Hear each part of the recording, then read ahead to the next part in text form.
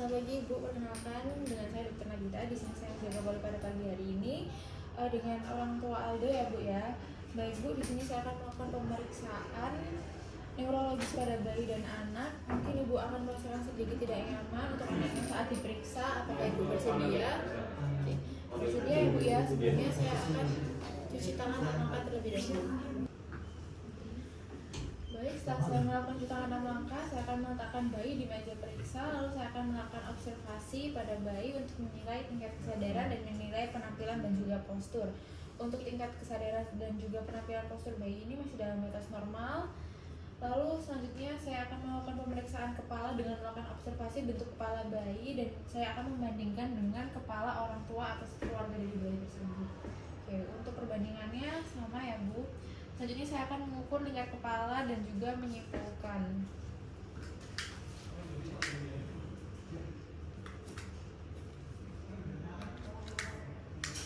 Untuk lingkar kepalanya normal, yang dimana adalah 34 cm. Selanjutnya saya akan melakukan palpasi frontal mayor dan juga minor.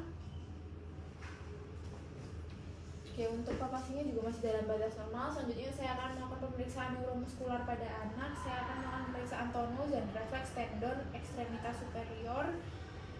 Selanjutnya saya akan melakukan pemeriksaan refleks dengan mengetuk palu refleks tendon otot bisep pada kedua lengan kanan dan kiri.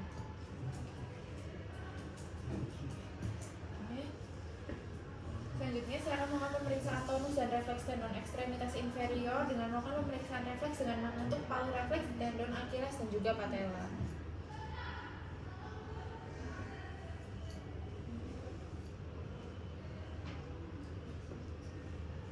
Untuk pemeriksaan dari neuromuskularnya masih dalam batas normal.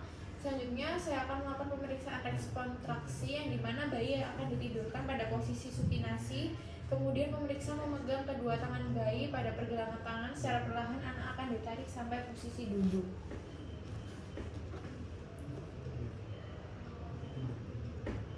Oke. Selanjutnya saya akan melakukan pemeriksaan supens ventral, yang dimana bayi ditidurkan dengan posisi pronasi. Kemudian telapak tangan pemeriksa menyangga badan bayi pada daerah dada.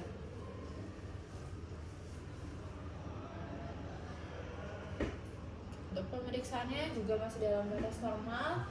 Selanjutnya saya akan melakukan pemeriksaan refleks patologis, yang dimana saya akan melakukan refleks Babinski, yang dimana saya akan melakukan gores sisi pelantar kaki dengan jarum tumpul, palu refleks dari tumit sepanjang kurva lateral hingga ke metatarsal pads.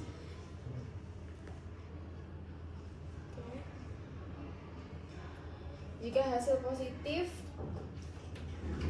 terjadi ekstensi ibu jari kaki dengan gerakan seperti kipas dan jari kaki yang lain. Lalu pemeriksaan refleks primitif seperti refleks Moro. Saya akan menjatuhkan bayi secara mendadak selama 10-15 derajat. Positif bila refleks berupa ekstensi tubuh dan dana abduksi, ekstensi dengan lengan dan tangan terbuka diikuti dengan fleksi dan aduksi lengan, gerakan tungkai, yang dimana bukan merupakan bagian yang khas untuk refleks Moro. Oke. Selanjutnya saya akan melakukan pemeriksaan refleks isap, yang dimana saya akan mengusap bibir dengan menghasilkan refleks mencucu dan berupa gerakan mulut ke arah stimulus. Untuk refleks isap masih dalam batas normal. Selanjutnya saya akan melakukan pemeriksaan refleks tonik leher, yang dimana dibangkitkan dengan membelokkan kepala bayi yang berbaring terlentang secara cepat ke satu sisi. Untuk pemeriksaan dari tonik lehernya juga masih dalam batas normal. Selanjutnya saya akan melakukan refleks withdrawal, yang dimana dilakukan dengan merangsang telapak kaki bayi dengan jarum tumpul dari paru refleks. Maka akan terjadi fleksi tungkai yang dirangsang dan kadang diikuti dengan ekstensi tungkai kontralateral. Oke. Selanjutnya saya akan melakukan refleks meluruskan leher, yang dimana saya akan melakukan rotasi badan searah putaran kepala pada anak yang melentang. Selanjutnya saya akan melakukan refleks genggam. Saya akan memberikan tekanan ringan pada telapak tangan sehingga terjadi genggaman palmar atau kaki. Positif jika ada gerakan menggenggam. Selanjutnya saya akan melakukan refleks landau, yang dimana saya akan mengangkat anak dalam posisi tengkurap dengan tangan pemeriksa di bawah perut. Untuk respon normalnya berupa ekstensi kepala, badan, dan panggul.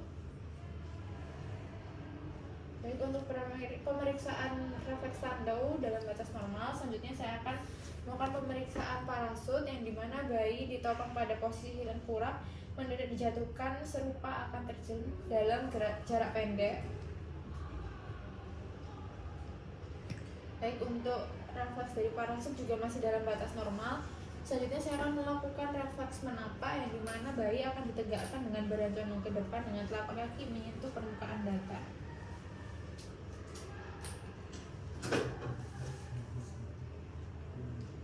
Oke.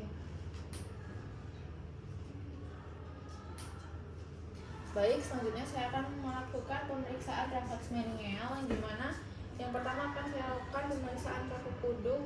Tangan pemeriksa ditempatkan di bawah kepala pasien yang sedang berbaring terbentang, tekuk fleksi kepala pasien, dan saya akan mengusahakan agar dagu menyentuh dada.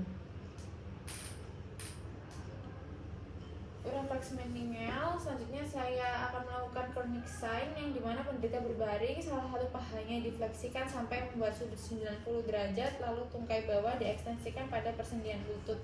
Biasanya ekstensi dilakukan sampai sudut 135 derajat.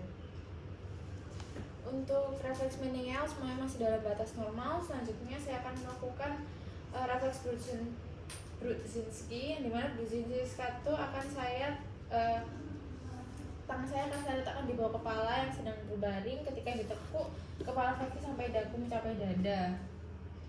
Selanjutnya untuk Brudzinski 2, saya akan melakukan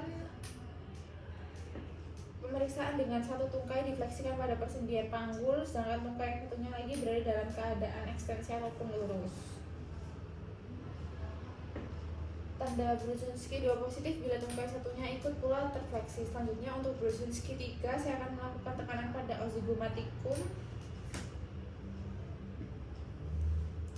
Tanda positif bila terjadi fleksi involuntar ekstremitas superior. Selanjutnya saya akan melakukan pemeriksaan Brudzinski 4, yang caranya akan saya menekan simfisis os pubis ya. Untuk Brudzinski 4 saya akan melakukan pemeriksaan os simfisis pubis, yang dimana untuk interpretasi tanda Brudzinski positif 4 bila terjadinya fleksi involuntar ekstremitas inferior dari kaki. Baik Bu, untuk pemeriksaan semuanya sudah selesai. Dari pemeriksaan yang telah saya lakukan, anak ibu semuanya normal, tidak ada kelainan. Apakah ada pertanyaan Bu? Ada. Tidak ada ya Bu ya. Baik, selanjutnya saya akan mencuci tangan 6 langkah terlebih